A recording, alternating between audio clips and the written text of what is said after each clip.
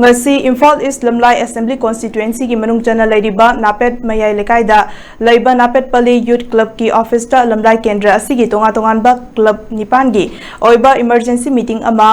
fam kibaga loinana Chingga ngaknana leiriba mafamsingda lau panba yanaba leingak na thabak paikhatpiyu haina phongdorakli ngasi Lamlai Assembly Constituency asida leiba club nipan YPC Gwaltabi NPYC napetpali YDC thamna pokpi YSC lausangkhok UPC telo SS Savungkhok kuno YPF yengang pokpi amadi sanasabi Youth Club ki maru oiba miyoi kayana sarugyaduna pangthokhiba mifam aduda sarugyakhiba Gwaltabi Youth Paradise Club ki Secretary Fairembam Rajeshna phongdokhibada Manipur da PR thamlakraba matungda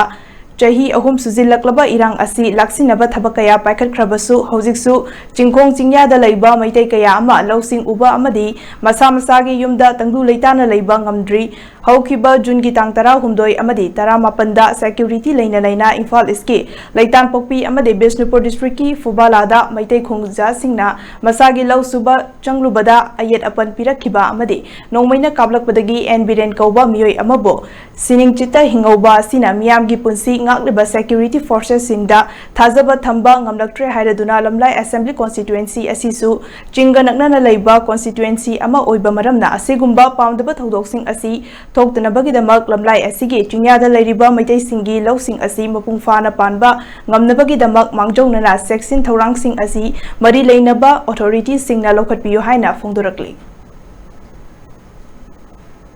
Haukiba June ki tang 12 2025 amadi 19 June 2025 numitching asida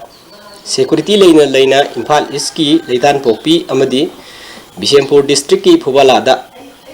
maitai khunja sing masagi lau khoiba sanglubada ayet apan pirakhiba amadi nongmaina ablakpadagi Enbiren kauba miyoi amabu siningchita hingauba asina kuki amadi maitai anigi marakta ngagliba security forces singda thazaba thamba ngamdre maramaduna Lamlai Assembly Constituency asisu kuki singa nangnan leiba constituency ama oiba maramna asigumba pamdaba thabak asi thoktanabagidamata Lamlai AC gi singya da leiriba maitai singi lousing asi mapung phana panba ngamnabagidama mangjongnana section thorang sing mari leinaba authority singna lokhatpiyo haina haijari